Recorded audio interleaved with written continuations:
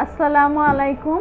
এখন যে টপিকসটা নিয়ে বলবো সেটা আমরা সবাই পরিচিত, এবং সেটা প্রেগনেন্সি কি নন প্রেগনেন্সি কি, মেয়েরাই বেশি সাফার করে। সেটা হলো কনস্টিপেশন, কোষ্ঠকাঠিন্য। প্রেগনেন্সিটা নিয়ে আমাদের বেশি আমরা ফেস করি। প্রেগনেন্সিতে আমার কেন কনস্টিপেশন বেশি হবে নর্মালের তুলনায়? কারণ প্রেগনেন্সিতে একটা হরমোন, যদি ইস্ট্রোজেন প্রজেস্টেরন বেশি থাকে, কিন্তু মেনলি প্রজেস্টেরন হলো আমার এই কনস্টিপেশনের জন্য রোল প্লে করবে।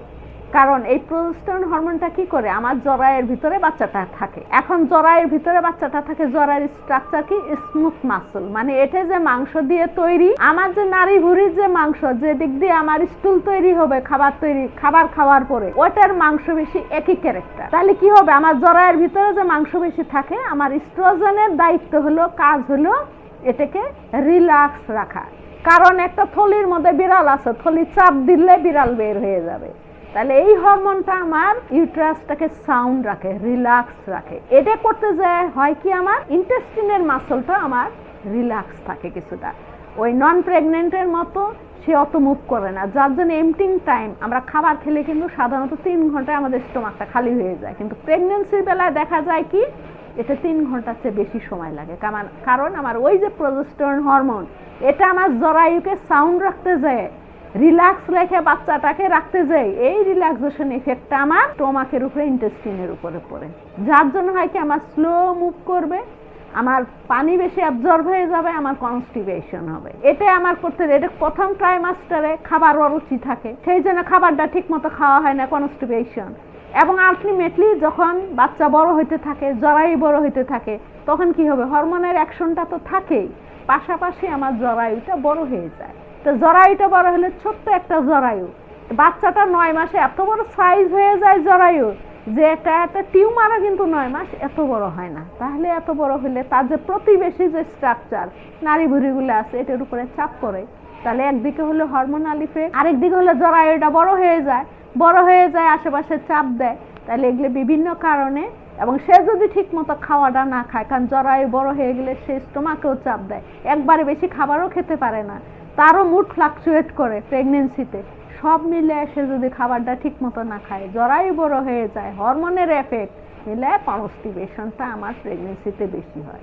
এবং এই কনস্টিপেশনের জন্য অনেক সময় দেখা যায় যে ইনজুরি হয়, হেমোরয়েড হয়, পাইলস হয়, ফিশার হয়, পরবর্তীতে প্রেগনেন্সির পরও এই সাফারিংসগুলো হয়, এবং এটাতে অনেক সময় সার্জারি লাগে।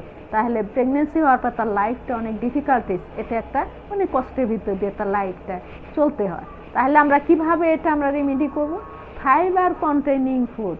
একটা হলো আমার হাইড্রেশন করতে হবে, পানিটা বেশি খেতে হবে। পানি বেশি খেলে আমার কি হবে, ওই বোলাসটা যে স্টুলটা তৈরি হবে, ওটাকে সফেনিং করবে, ওটাকে পাস করতে ইজি হবে। তাহলে আমার হাইড্রেশন আমার মেনটেন করতে হবে। তারপরে আমার খাবারটা, যে খাবারটা খাবো সেটা আমার ফাইবার কন্টেনিং ভেজিটেবল হতে হবে, ফ্রুটস হতে হবে। তাহলে ফাইবার কন্টেনিং যদি হয়, তাহলে সেই জিনিসটা কি হবে, এই ফাইবার, একদিকে হাইড্রেশন আর এদিকে ফাইবার, এই মিলে ফাইবার হলে বোলাস বেশি হবে, বোলাস বেশি হলে যদি অ্যামাউন্ট বেশি হয়, তাহলে সুন্দর মতো জিনিসটা পাস করবে। তাহলে এই জিনিসগুলো আমাকে খেয়াল করতে হবে। এবং রাইপ ব্যানানা, এখানে কলার রোল হলো দুইটা। একটা যদি রাইপ ব্যানানা হয়, তাহলে রেজিস্ট্যান্স যে স্টার্চ থাকে, এটা সলিবল পেকটিনে রূপান্তরিত হয় এবং স্টুলটা সফেনিং হয়, এটা সুবিধা। আবার এই কলাই যদি কাঁচা হয়, তাহলে এটা রেজিস্ট্যান্স স্টার্চ, এটা কি করবে, এটা কনস্টিপেশন করবে। তার মানে এটা ডায়রিয়াতে আমরা কাঁচা কলাটা খাবো, আর পাকা কলাটা হলো আমরা কনস্টিপেশনকে রিমুভ করার জন্য খাবো। তাহলে আমার কি হলো, একটা হলো আমার ডায়েটারি লাইফস্টাইল মডিফিকেশন, আমার ডায়েটারি অ্যাডজাস্টমেন্ট আমাকে করতে হবে, হাইড্রেশনটা মেনটেন করতে হবে। আরেকটা হলো আমরা যখন ডিফিকেশন করতে বসবো, বাথরুমে যাব, তখন আমাদের একটা পোস্টার মেনটেন করতে হবে, যেটা আমার জন্য ইজি হবে। সেটা হলো বসার পরে এই নি জয়েন্টটা উঁচার দিকে রাখতে হবে, নি জয়েন্টটা এটাকে লিফট করে উঁচার দিকে রাখতে হবে, আমার এলবোটা নের উপরে রেস্ট করাইতে হবে, এবং পিছনটা ব্যাকটা আমার স্লোপিং করতে হবে। তাহলে কি হবে, একটা স্লোপিং করলে রেকটামটা অ্যানাসের সাথে একটা অ্যালাইনমেন্টে থাকবে, পেলভিক ফ্লোরটা আমার রিল্যাক্স হবে, তাহলে আমার স্টুলটা পাসিং এর সুবিধা হবে। আমাকে এখানে পজিশন মেনটেন না করে স্ট্রেস করা যাবে না, পপিং করা যাবে না, তাহলে ইনজুরি হবে। তাহলে আমার এই যে ডিফিকেশনের যে পজিশনটা স্কোয়াটিং, এটা খুবই ইম্পর্টেন্ট, এটা আমরা একটু খেয়াল করব, তাহলে আমাদের কনস্টিপেশনটা থাকবে না। এমনকি ডেলিভারির পরও আমরা কিন্তু ইজিলি ডাইজেস্টেবল খাবারগুলো খাবো, ফাইবার কন্টেনিং খাবারগুলো খাবো, আর্লি মুভমেন্ট আমরা করব, আর্লি অ্যাম্বুলেশন, আর্লি মুভমেন্ট, এটা ড্রেনেজে হেল্প করবে, বাউল মুভমেন্টে হেল্প করবে, ইউরিনারি ব্লাডারের ফাংশনে হেল্প করবে, এমনকি মিনস্ট্রুয়াল যেটা ডেলিভারি পরে যে ব্লিডিংটা হয় সেটাও ড্রেনেজে আমার হেল্প করবে, সেটা আমি পরবর্তী ভিডিওগুলোতে আলোচনা করব। তাহলে আমার আজকে হলো কনস্টিপেশন, যেটা খুবই একটা কষ্টের ব্যাপার এবং এটা মেয়েরা সাফারিং করে। তাহলে কি হবে, মিষ্টি লাল আলু, এটা কিন্তু একটা খুবই সুন্দর একটা সুদিং, একটা কনস্টিপেশনকে মেডিসিনের চেয়ে এটা সুদিং করে ভালো। এটা যেমন অন্যান্য মিনারেলস নিউট্রিয়েন্টস আছে, বডির জন্য একটা হেল্পফুল, বাচ্চার জন্য হেল্পফুল এবং এটা কনস্টিপেশনের জন্য খুবই ভালো।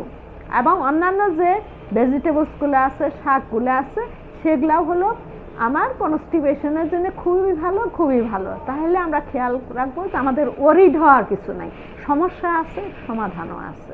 তাহলে আমাদের সমস্যা প্রেগনেন্সি, হরমোন, এখন এটা তো আমাদের সমস্যা হলো প্রেগনেন্সি নিতে হবে না, আমরা প্রেগনেন্সি নিব, কনস্টিপেশনও থাকবে না। তাহলে আমরা খাবার দাবারটা মেনটেন করব, হাইড্রেশন মেনটেন করব, ডিফিকেশনে গেলে আমরা পজিশনটা মেনটেন করব, বিভিন্ন ধরনের ফলগুলো আমরা খাবো। তাহলে এই জিনিসগুলো মেনটেন করব, মেনটেন করে আমরা কনস্টিপেশনকে অ্যাভয়েড করব, যাতে আমরা প্রেগনেন্সি তো সাফার না করি এবং প্রেগনেন্সি পরবর্তী সময়ে আমাদের যাতে একটা পার্মানেন্ট সাফারিং না হয় সেটা আমরা খেয়াল করব। আশা করি আমরা এইভাবে মেনটেন করতে পারবো। ধন্যবাদ।